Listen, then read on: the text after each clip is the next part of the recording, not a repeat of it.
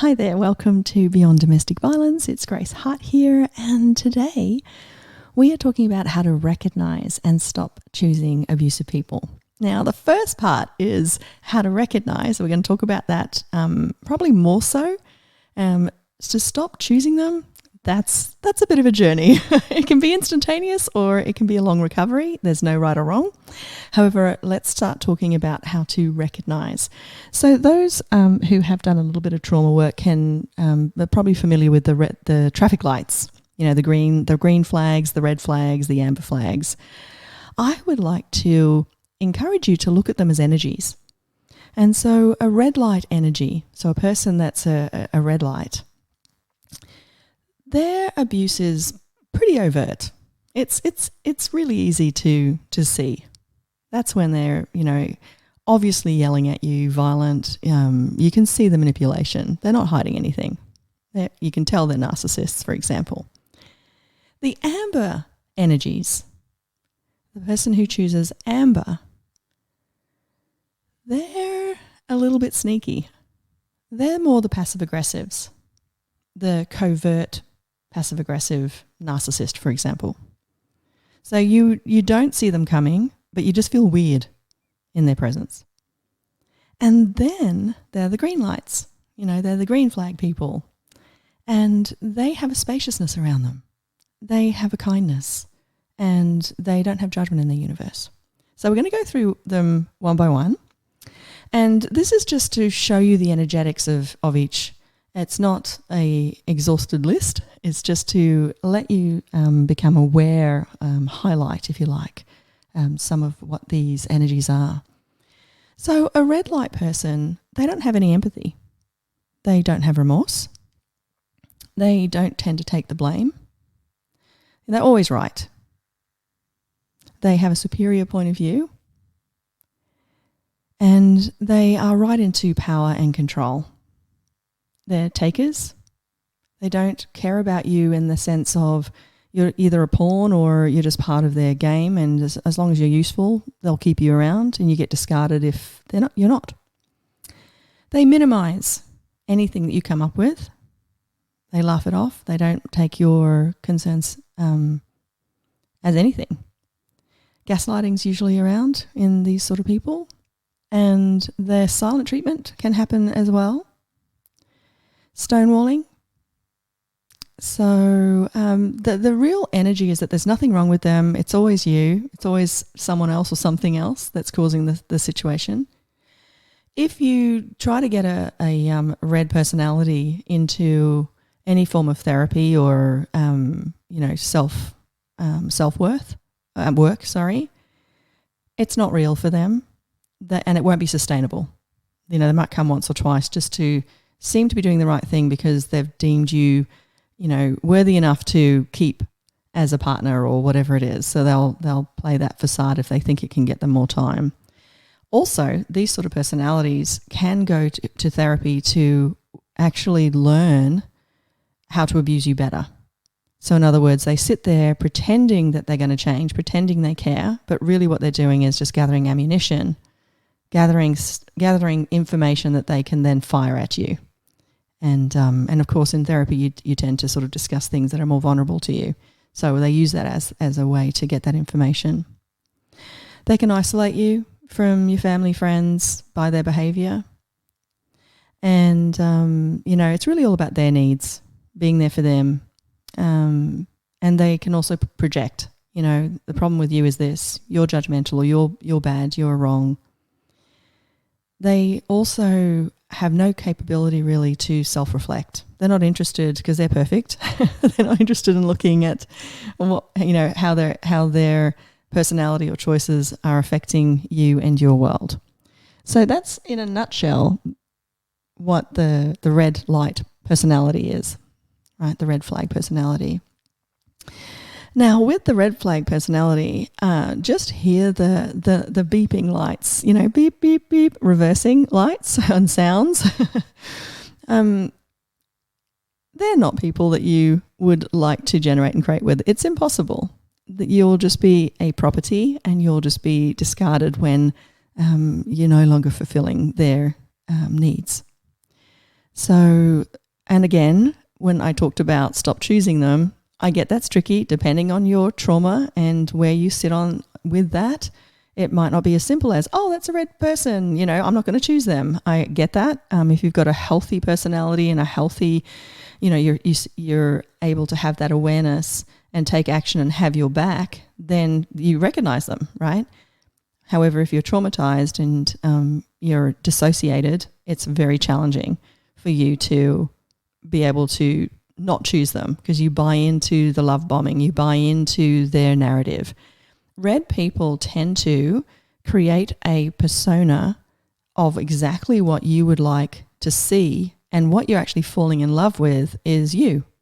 They will mirror what you desire, and so because it's what you desire, you fall in love. You think it's beautiful, but what you're actually loving is you. So very, very tricky. All right, so the amber. Now, the biggest way to recognize amber is when you're kind of going, I don't know what this is. It just feels weird. There's something wrong. There's something wrong, but I can't see anything wrong because they're behaving fine. So covert narcissism or covert passive-aggressive narcissistic abuse tends to fall into this category. And with covert narcissism, a lot of times people will stay in a relationship 10, 15, 20 years or ongoing because there's not an overt abusive style. You don't realize you're being abused unless you educate yourself on these more covert ways, bastardized kindness, for example. So coercion tends to fall into the category also of amber. Now, coercion's absolutely in the category of red light as well. However, amber can have coercion. When you're driving and there's times where the amber light sort of comes on and you're kind of like, oh, do I go through this? Do I put on the brakes? And you're kind of like, there's that sort of anxiety. That's what tends to show up with amber personalities. So if you're kind of just going, I don't feel like I don't know whether I can go or stop or what's going on here. I don't know. Gaslighting is very common with the amber personality. You're actually continually judging and assessing your reality, questioning your reality. So, you're not getting hit, there's no overt kind of abuse. It's all subtle. And every time you try to speak up about it or question it, you're most likely going to be made wrong. I'll stop overreacting and I didn't mean that. And where's your sense of humor? And walking on eggshells happens with both red and amber light personalities. But with the amber, it demonstrates more, you can't put your finger on anything. So with the red light, you're walking on eggshells because you don't want to get hit. You're walking on eggshells because you don't want to encourage the drinking or him to, go on a bender or, hurt your kids or whatever it is, right? So you're walking on eggshells because you very much know the threat. You very much know what's going to happen if you don't do or don't behave how you should, right? It's total manipulation, control and power with the reds. The ambers are more, you just feel wrong. You just feel like that, sometimes it's a spectrum, but sometimes you can feel like nothing you say is worthwhile. Amber people, as I said, like covert narcissists, for example, they'll invite you to their home saying, come and stay with us. We really think you need some time out and we really believe in you. And so it feels like, they're kind and they're caring, but they've got an agenda. And they've got an agenda where maybe they want to tell their family and friends that, they're helping you and that's that superior, point of view. And so you come, for example, you go over to their home and you stay with them. But as soon as you arrive, instead of welcoming opening arms, what you might get is the devaluing stage where it's not actually, they're not that excited to see you. Or it might still be in open arms, welcome, you're amazing. It's the love bombing stage, that where they care about you, and even this is not just romantic relationships. This could be, family helping out family or friends helping out friends, etc. And so you might, arrive at that person's home and they might be all happy because the covert narcissist, as long as you play their game and as long as you behave how they want you to behave, then you'll be treated fine, right? So you think. However, if you start to go ask questions or, express something that doesn't work for you, or you're starting to show evidence that you're not falling into where they want to groom you and manipulate you, or, their secret agenda to get you to this place, then all of a sudden that's when the discard kind of shows up more, or the devaluing stage. With covert narcissists, for example, you've got your 3 stages. There's the, idealization. They think you're amazing. They want to help you. They want to support you. They, blah, blah, blah, blah, blah.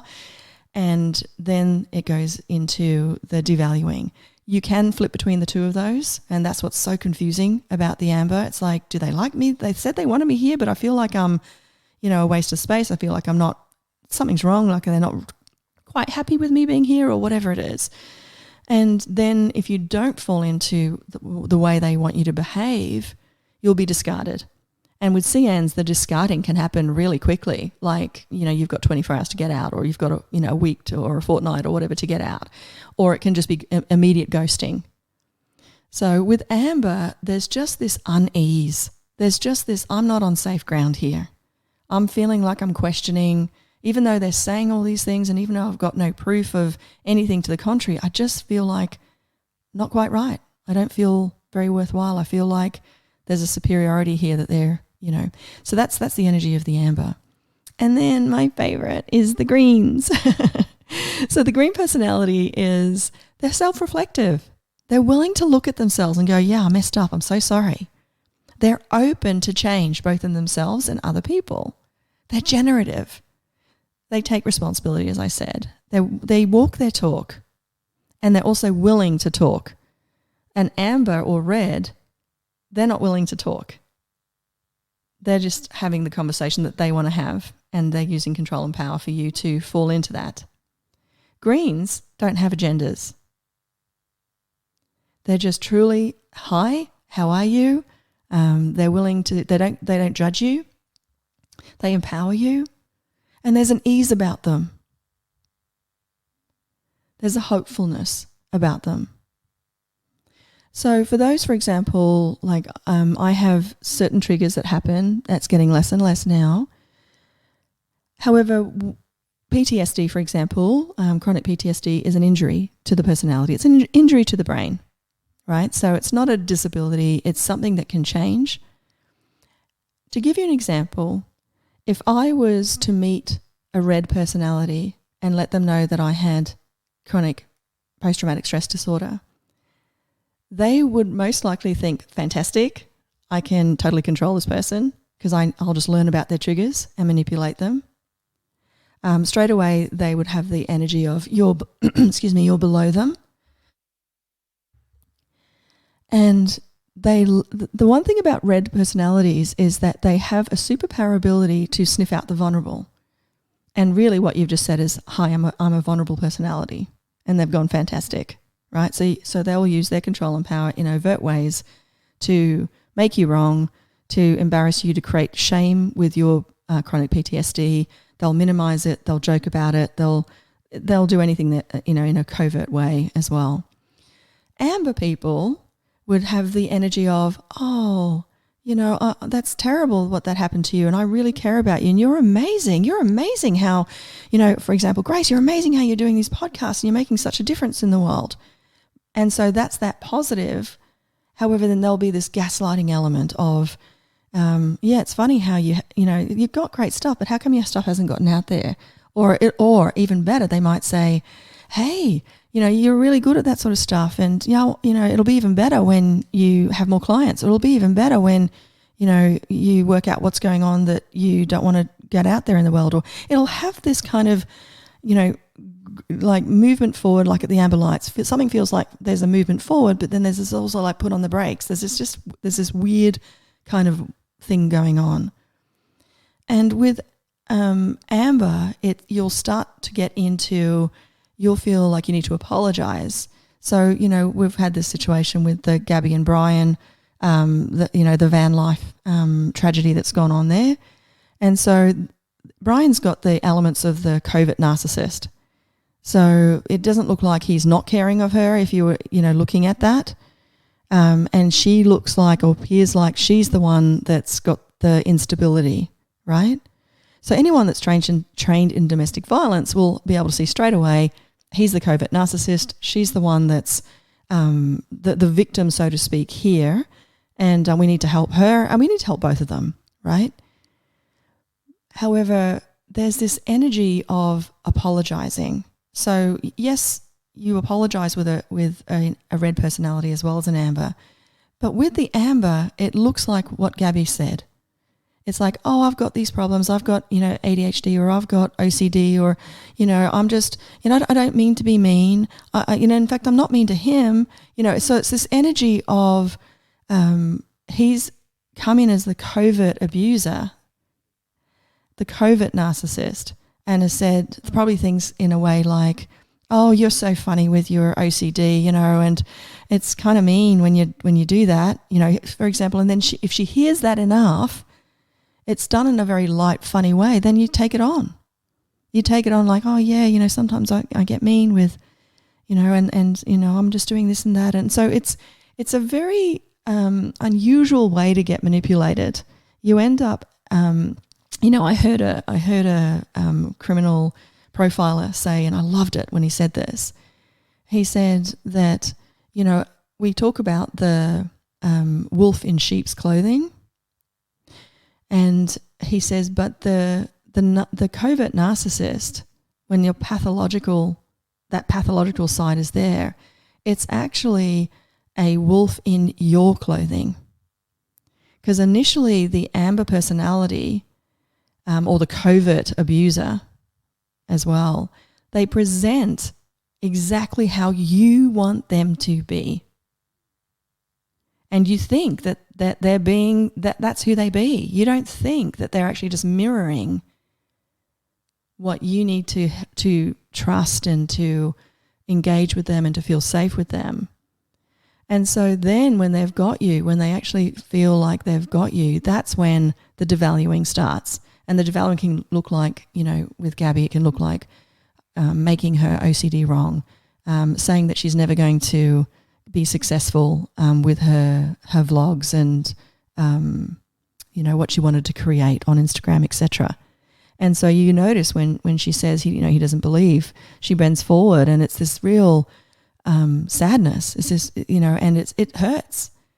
Amber personalities hurt, and it's really confusing to anyone because it's not overt. If she said to him, for example, "Do you believe that I can do this?" He may actually say, yeah, I do. Oh, but then you said the other. No, I never said that, honey. That's you overreacting again, for example. So you're just, with the amber personality, you're just always questioning yourself. Something just feels off and wrong and you don't get it, and there's this push-pull and there's walking on eggshells. And as I said, it's a different walking on eggshells. When you're walking on eggshells with a red personality, you know what you're going to get if you behave inappropriately, right? They've got total control over that. Covert amber personalities, they have control and manipulate you in a way that's not overt. And if you ever question them, they would actually come back at you in a minimizing way, that you're just overreacting. And then that's when it gets into your crazy making, where you start to become that energy that she presented at on that day, where she looks like the one that's out of control, but she's actually reacting to the power and control that's been exerted over her in a covert way. And so then, as I said, we've got the green personality. Now, the difference is, I'd like to say, for example, with chronic post-traumatic stress, the green personality would be nothing. It would just be like, if I came up to one of my friends and said, hey, I've got a sore right foot, they'd go, okay, cool. Is there anything I can contribute? And so if I came up to them and said, hey, I've got post-traumatic stress disorder, they'd be like, hey, cool. Is there anything that I need to be aware of that I can, be there for you? Or, what do you require with that? Is there anything I can help, contribute? There's no judgment. There's no significance. There's no, oh, have you got that? Or there's no wrongness. And when I say no significance, it's not like they have to do anything or fix anything. It's like, thanks for letting me know. And I'm here for you, and So what I might do is say, hey, I'm just letting you know that I have, I only have 2 triggers, and one of them is about courts. So that's irrelevant really for most normal people that I get into a relationship with. Just with my abuser, I was in court just so long, so many times, there was an exhaustion there. And then there's the other side where it's when someone comes very fast, like really fast up to me, with a noise or a bang or anything like that. So I'll just dissociate when that happens. Not now, because I've worked out my triggers, but so I'd probably say to them, just don't come up to me really fast, and don't make like a bang noise really close to my head, or move your arm and make a bang noise. So there's just this absolute allowance for who you are and what you are. Nothing's made wrong. So that's the green. Now, the difference that I want to say too is when you raise a concern or an issue or a problem or however you want to put it, with a green personality, you are safe, secure and supported to do that. You don't question how am I going to raise this with them? How am I going to tell my friend that I have chronic PTSD? You don't even have those thoughts, because you're safe, secure and supported with them, right? The amber personality, you would probably feel there's like what you're saying, a bit embarrassed, a bit shameful, a bit when you want to talk to that person, that you're almost apologizing for the fact that you have chronic post-traumatic stress disorder, for example. So if you find yourself wanting to, analyzing that, how do I best let them know, or how do I that could be that's because they're not a green flag personality. And a red personality, of course, as I said, if you divulge that, they would just think of you straight away as inferior and very good value to manipulate. When a green personality, if you want to sort of raise something that they're doing that you'd like for them to change or to just be aware of, a green personality is very self-reflective. So they're just really open to, I didn't realize that. They're willing to look at it, and not from shame or resistance or reaction. They're just like, thanks for letting me know. Let me look at this. And they're willing to also see if maybe what you're saying isn't correct. They're really just open. And of course, amber people, they're going to minimize. They're going to throw it back on you. They're going to make you question what you're saying. Is it even true? And red personality is, you can be anything from physically abused, hit, shamed, pushed, shoved. It's more overt, the yelling. All of that can happen when you mention something that, how they're behaving, and that you just like to talk about it. So as I've just gone through that, but one of the things you can actually just do is get the energies. Oh, okay, red energy is like a kind of danger energy. It's unsafe. There's no safety, security and support. Oh, amber is like, it's like the amber light. Do I stop? Do I start? There's kind of like this anxiety of I don't feel safe, secure and support, even though there's no overt things going on. So it's like, when you're driving, as I said, you're not going to have a car accident, but you get that anxiety like, this could go off the rails. It's this anxiety of, do I go through? Do I not? And then there's the green, right? Where there's safety, security and support. So you can ask the question when you meet somebody, whether it's for a possible new friendship or dating or work colleague or whatever it is, you can actually ask, is this person a green personality? Is it an amber personality? Is it are they a red personality? You're not doing it from a judgment. You're asking these questions to get the awareness of the energies. And so when you get the energy of this is a green person, that's when you can go, okay, that's safety, security and support.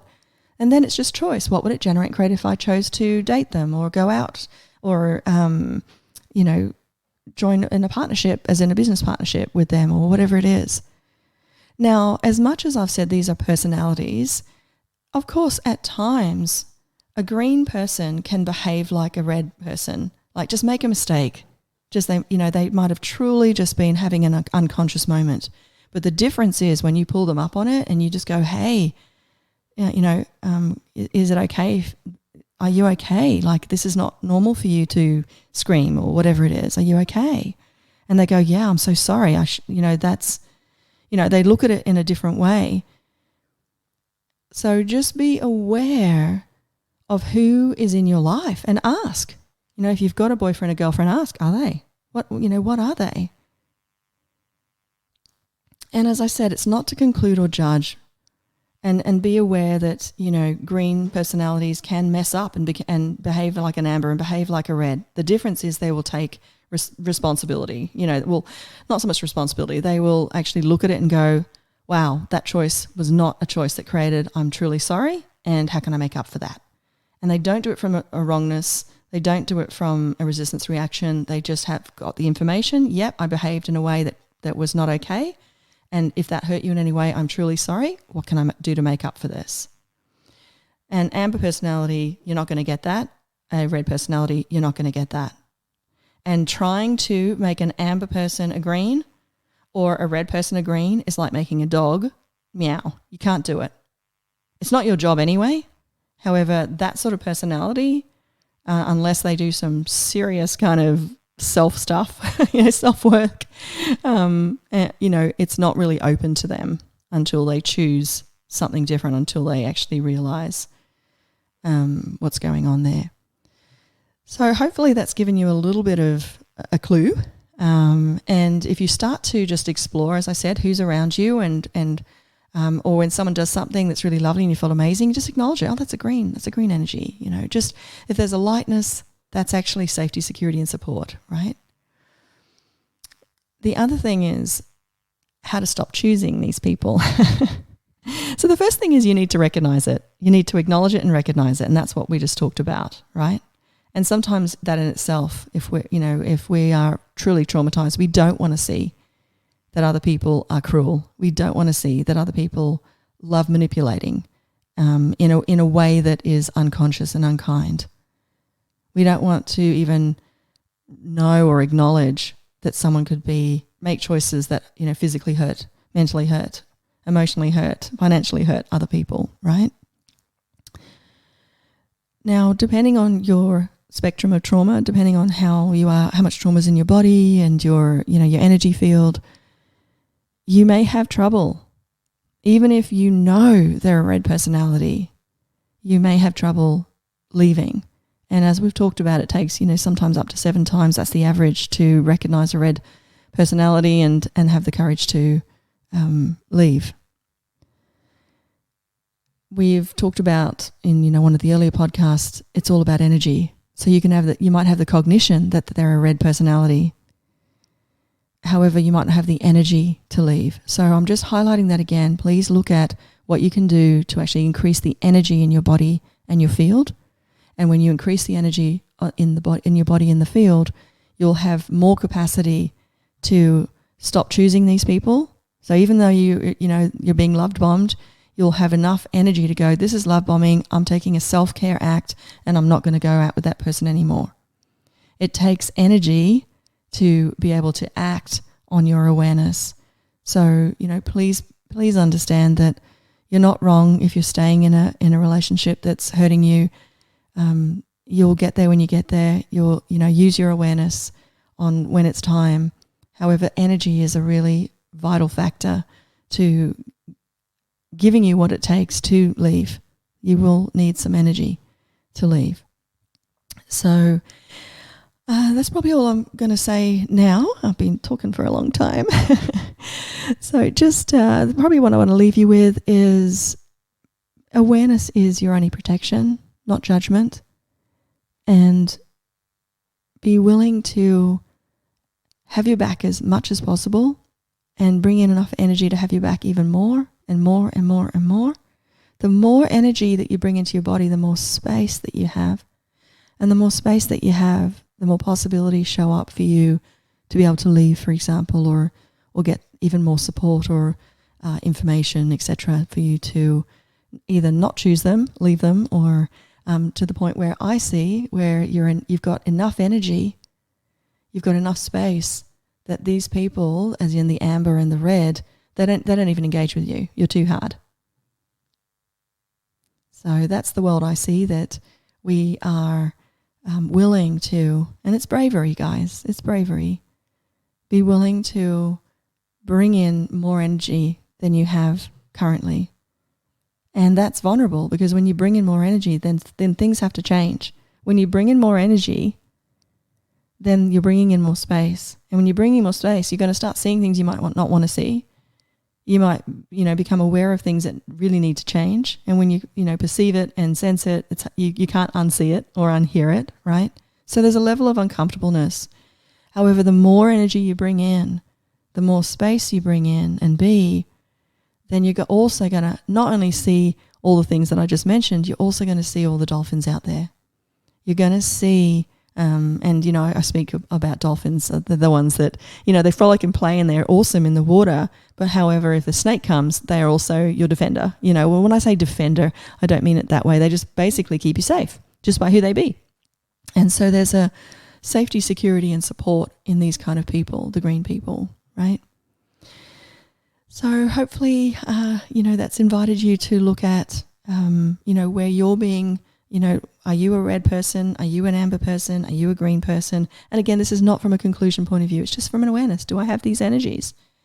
Are there things that I need to be aware of that I need to change so I can actually contribute even more to, not just myself, my family, but to the world? And, we tend to be amber and red due to trauma, right? And so when you free yourself from the trauma in the body and you bring that space in, then you can actually shine. Because I do believe, apart from, certain personalities, pathological, I've gotten blank on what they're called, psychopaths, they're born in a sense. But generally speaking, if we are willing to look at the trauma and take responsibility, and when I say take responsibility, I don't mean responsible for, I just mean be in awareness of any energies that you have that actually don't generate and create for you. And look at things that you do that might be amber or red.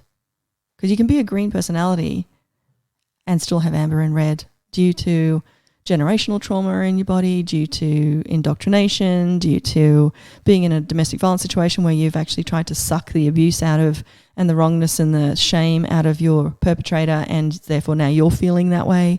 There's a lot of stuff going on, but it takes becoming aware of these energies.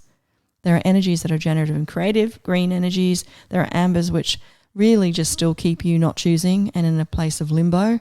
And then there's the red, which is real total denial and invalidation of your being, whether it's coming from someone else or you're doing that to yourself. So how about becoming a dolphin in your own life and start asking for dolphins to show up in your life? They are there. And you might not have a point of reference. I certainly didn't have a point of reference initially when I got out of my abusive relationship. However, now I have lots of frolicking dolphins around me and I'm so grateful. And, more, please. Universe, more, please. All right, take care. And what else is possible for you? And know that you are loved. Know that you're a gift. Know that no matter what is going on for you, things can change one day at a time. You've got this. Open up, bring in more energy, and start talking to people that will help you, but it will also be a deterrent. As far as when you start to speak out, you're more of a threat in that regard. And of course, do not do that if you're in a domestic violence relationship, that you speaking out, if they find out about that, brings you harm. Do it in a way that you are always safe, secure, and supported. And again, I'm not an expert. I'm just sharing what I have learnt. And hopefully that's an invitation for you to go check out the modalities and the different specialists out there so you can become trauma-informed yourself. All right, take care. Bye-bye.